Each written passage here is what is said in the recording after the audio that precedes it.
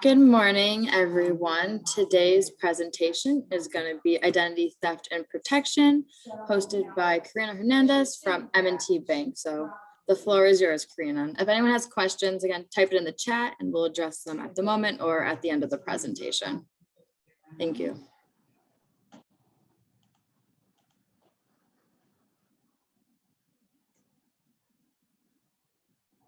Hi, good morning. Can you hear me? Can you hear me? Okay, good. Hi, so yes, my name is Karina Hernandez. I am a loan officer with M&T Bank, and identity theft is one of the first, I guess, line of preventions that you can or you should look out for when you're looking to acquire debt or to make a big purchase. So why is identity theft a big issue in this country? Well, sometimes we're not very careful with our credentials, and most people don't understand what really identity is. It's not just your name and a number assigned to you, such as a social security number. It's sort of credit worthiness. You know, it says a lot about you, how you pay things on time, and people don't really think of how hurtful it could be when you're not careful with who you are. And that includes social media. It includes your schooling, such as your social security number, your transcripts. It includes your address, your phone number.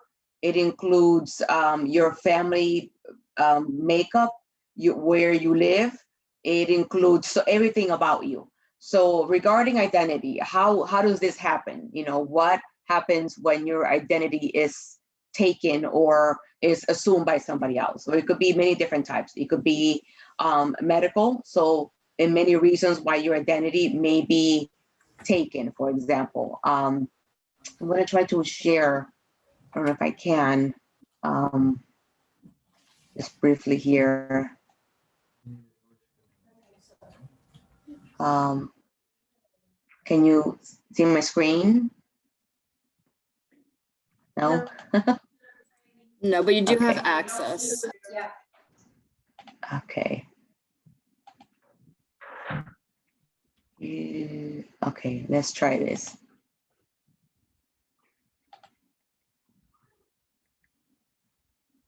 Okay, can we see that? Is that big enough? Yes, we can see it. All right.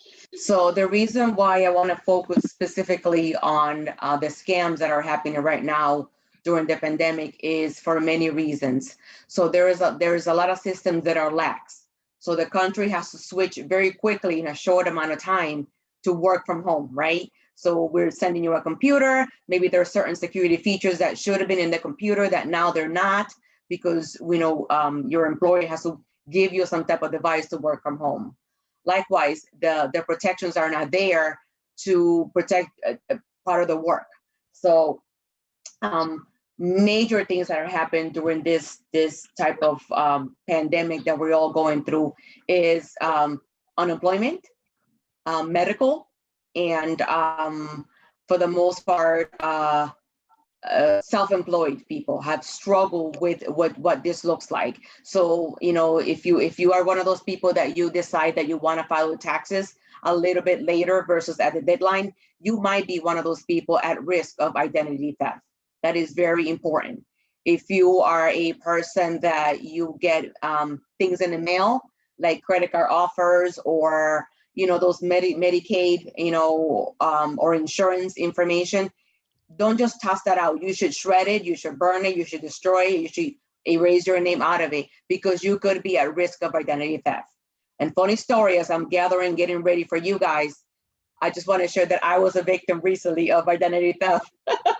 So the way it happened for me was there was a website that I accessed through my phone, and that website was compromised. I was in a public Wi-Fi that I felt trusted. There is no public Wi-Fi, people listen to me, that is trustworthy. The only Wi-Fi that is trustworthy is your home, not even your employer, your home, and maybe somebody that you know, a house that has a password, some type of encryption.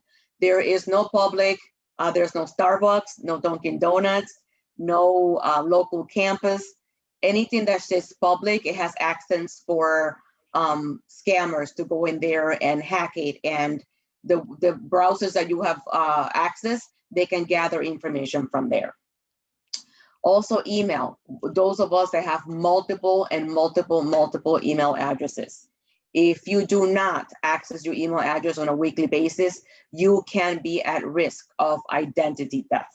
And this is information that some hackers use to file for unemployment, to request duplicate cards from your bank, to even request retirement. They can apply for Social Security.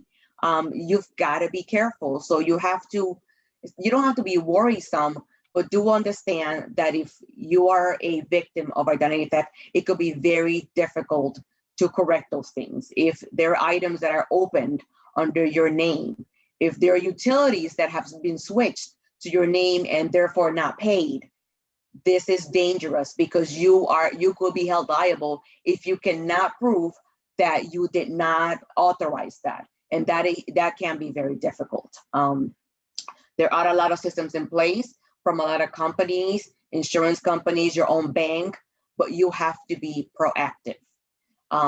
You have to make sure that you are logging into your account. You have to make sure that you are securing anything that comes through the mail, and that you are also paying things on time. That is huge, because that could be a red flag for a credit card company when all of a sudden your bills are not being paid at the same time that is your pattern. They will reach out to you and they will contact you. So these right here on the screen are some of the most common ones that we have seen throughout this whole pandemic process. The whole, fake websites where it really, PayPal is one of the huge ones where you have to make sure you know what PayPal looks like and that they will not email you to ask information just like your lender. And any of those websites that are cash paying or transfers, they do not email you to ask you to confirm anything. So please know that. Phishing and vision right here. This is just sort of sending you like an on the hook email just to get you interested in what it could be.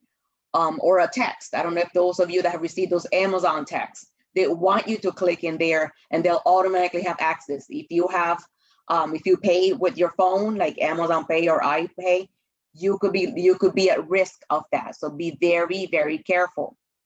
Medicaid, Medicare, Social Security, unemployment, the same thing. They'll tell you, look, you applied, you have an account, and you may click in there to say, let me see what this is all about. And then all of a sudden, a day later, all of that information gets redirected to a completely different email with a different phone number. All they needed was for you to confirm or to access it and say, yeah, this is me, but now you no longer have access.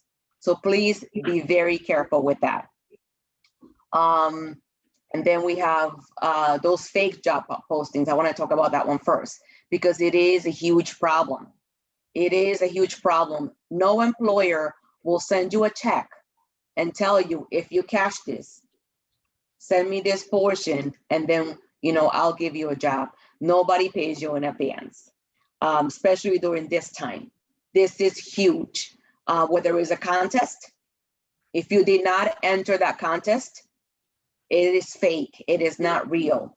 Once you click on it and you acknowledge it, you can be liable for that because you voluntarily access that website and confirm that information. So please be very careful what that looks like.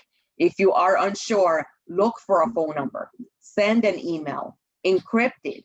That is huge for your bank. If you're trying to assist your bank in what that looks like for you, please do that. There are many websites that will aid you with that. There are many government agencies that you can contact and say, look, I've been a victim of identity theft. If you are reporting a lock on your credit report, if you're reporting it, M&T suggests keep it there for 3 to 5 years. 1 year, it is not enough. 1 year, it is not enough. A lot of these scammers will wait as long as possible to go back and attempt again. So please be very vigilant. This will prevent you from applying for any government aid. It could prevent you from applying for car loan, a personal loan, a mortgage, such as myself. There's a lot that we can explain when it comes to the process of your credit, but if you have left this unresolved, this really can hurt you, okay? Let me share another screen. There are other options that you can look into when it comes to protecting your credit. And I'll give you an example, excuse me. Let me attempt to share another screen here.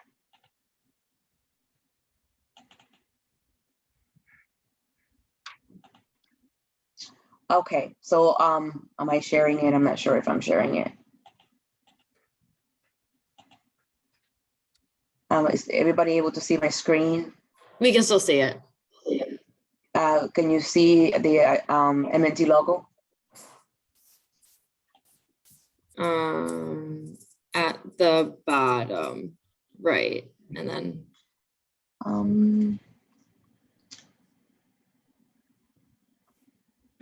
let me see.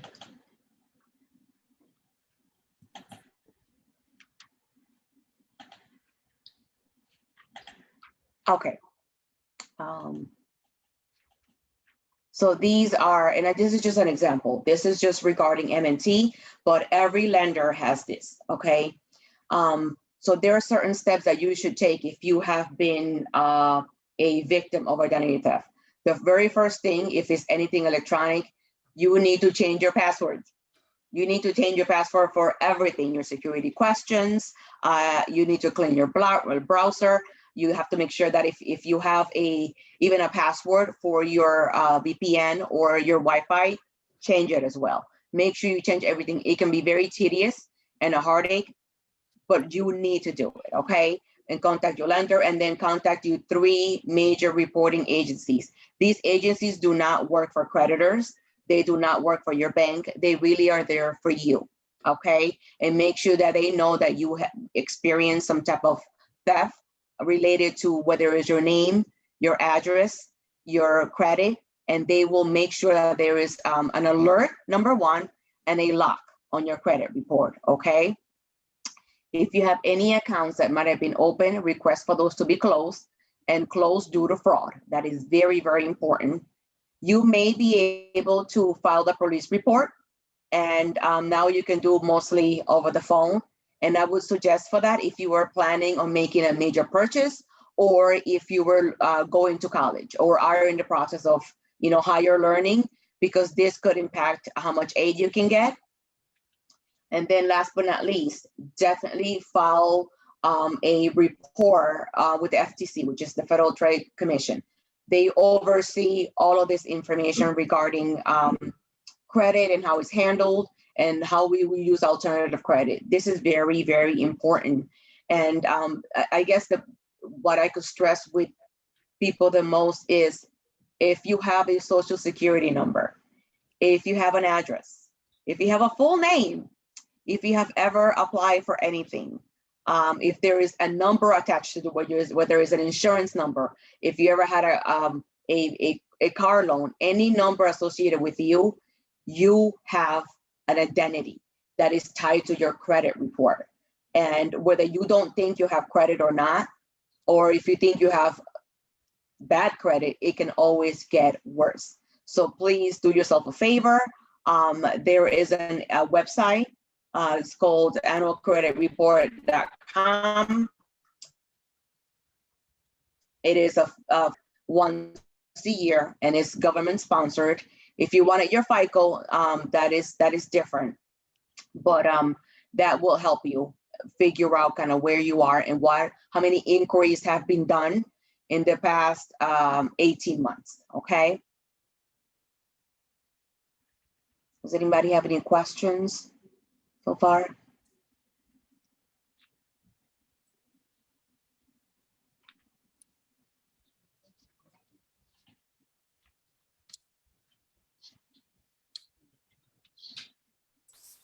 you guys can type it in the chat as well.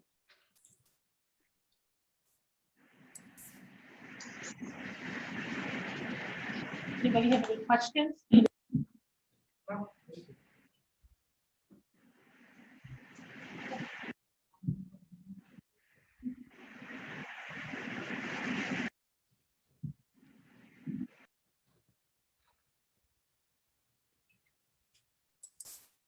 No questions in regards to identity theft?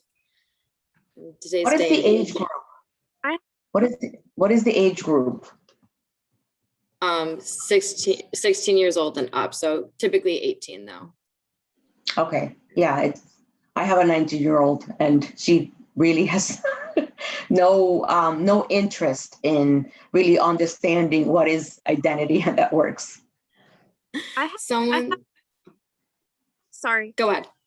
I have a question. So what should you do if you got an email like that and you did it like from not realizing you clicked on it? What should you do next? Yes.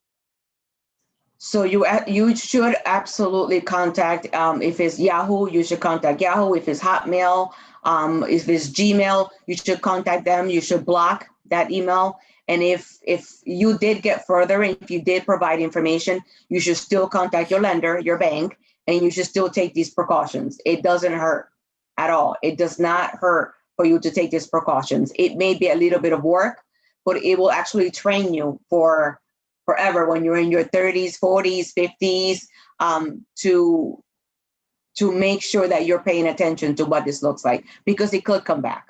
It could come back. The only reason why I know where my information was compromised because I did a little digging and I am into lending. You know, my life is credit, budgeting. It is my business to know for my clients and for myself, how does that operate? So I really didn't have a choice. Mhm. Someone- I had a problem that I would get emails on my emails that someone was trying to log into my account from like a different country, but they have failed. Yes, it sounds like you have been accessing your email. I'm sorry. It's what they said, that someone was trying to access my account from a different country, and they was asking if it was me, and I was like, no, it's not me. Should I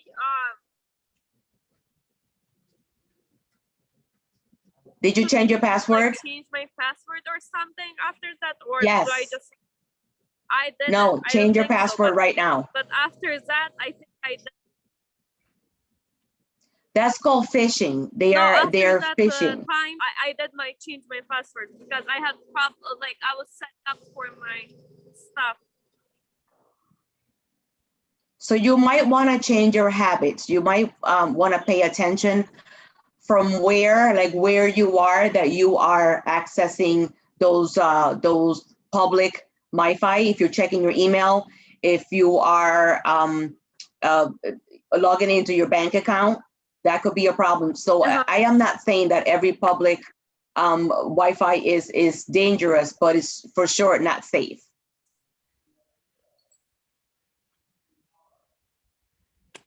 So yes, I would change your passwords on everything. Hold on. Okay, thank you. You're welcome. I'm not sure who's sharing their screen, but someone is sharing their screen. It's not us. So, participant sharing. Okay, there we go. Someone asked, if compromised, do you contact your banks immediately? Yes, absolutely. For many different reasons. So banks have what is called like an algorithm. They have it's sort of like a monitoring system of the type of transactions that you do. So for example, if all you do is walk into the bank and make physical withdrawals, but 3 months later, your ATM card was activated and ATM withdrawals start being made, they may shut down that card because that's not part of your algorithm. Something's throwing it off. So absolutely, I would not let a one-off not be a situation where you don't contact your lender. They should be aware, and that could be part of that algorithm if in actuality you're going to start using your ATM or you're going to start using your card to do transfers, for example, money transfers. If you're going to transfer to another country, they need to know.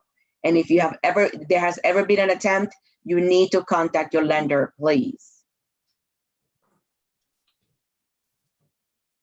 Yes, and I do know from personal experience that because of the algorithms, if banks see that there is a funky purchase, that they do contact you as well. So you should also be diligent, but the banks do have systems in place to check that as well. Yes. So if your bank is locking you out of your account, just say thank you. Just say there's a reason for that. Just say thank you. I worked in fraud at the beginning of my career, and honestly, if your account is being frozen and you can't log in, there is a reason. You should be calling your lender. You should be stopping by at your local branch instead of sitting home panicking about what's happening. And also to your parents. I know that we have a young group, but parents that come in from other countries and they have to take out a loan to be here, that automatically starts building your credit because it's being reported to a credit agency. And when you come from another country, you don't understand how that works. You don't understand that US is really based on borrowing. Without credit, you really have nothing because you could lose your job, but if you have good credit, that can carry you on until you can find a job. So when you have these families that have to borrow to come in, to be able to come to the US, their credit is automatically being updated every month and being built until they can have a credit card or a car. So for those of us that have families from other countries, that's information to pass along. You should also check your credit. It's very important to request it. It is free. You should never pay to get your credit report.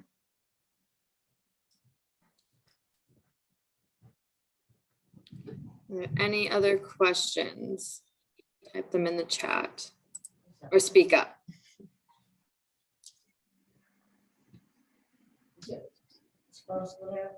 Huh? Yeah, she comes here. Is there a question?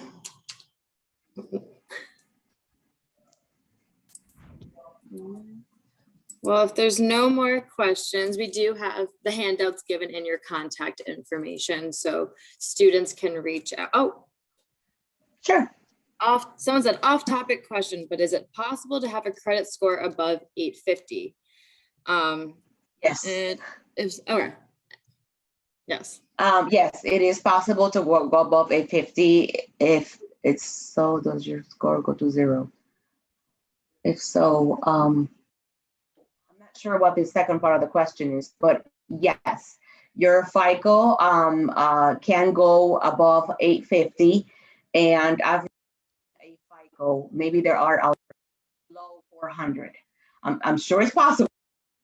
Somehow it's possible, but it's even someone with a bankruptcy, someone with an extreme derogatory. There are certain items that they're probably paying on time that is upsetting. So some things may bring it down and others may bring it up, and you have that seesaw type of balance. I would say if you are concerned about your FICO, you should consult a credit reporting agency, and we have a local one that is a nonprofit, which means that you don't really have to pay to get someone to assist you with trying to figure out what that is. But yes, if you find that your credit it's fairly low, I would say anything under 620 is fairly low for a car loan or for a personal loan, especially a personal loan, because that a personal loan is solely based on your ability to pay back. There is I used to joke and say at work, it's just because you're pretty, you're getting this loan. There is no other reason. There is no collateral. So it's not that if you don't pay it back, they're taking your car. That's different. That is a car loan. A personal loan is based on your ability to pay and your income. So if you have a lower FICO, you will not be able to take the benefits of taking quote unquote free money or non-restricted money to pay your debt, to pay, a student loan that maybe is the interest is high, or for whatever the reason, maybe you've been saving and you need a little help to supplement that, and it's not a car, maybe it's a motorcycle, and the rates for motorcycles are high because motorcycles are a huge liability. So you have to understand since young what credit does for you and how important kind of being jealous with your identity is. You want to keep it to yourself. If someone says, hey, can I borrow your password? No, you may not. Hey, can I put your name in my RG&E or phone bill? No, you may not. And if you find that happens, you need to call and you need to get that change, and you can, because it is in your name. It will hurt you and it will destroy you. And sometimes our parents will do it without thinking what that does. It is not our job to fix our parents' credit. It is their job to take care of their credit. Therefore, you guys should learn from now that nobody else is going to take care of it. It is not the bank's job to fix it. It is your job to protect it. Very important. Thank you. You're welcome. Are there any more questions?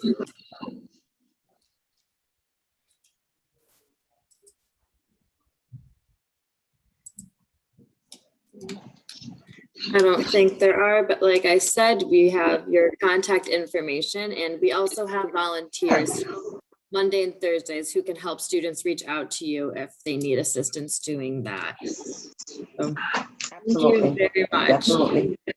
Thank you for having me. I appreciate it. Any questions, I'd love to answer. Okay. Perfect. Thank you so much. Have a good day, everyone. Thank you. Have a good day. Adios.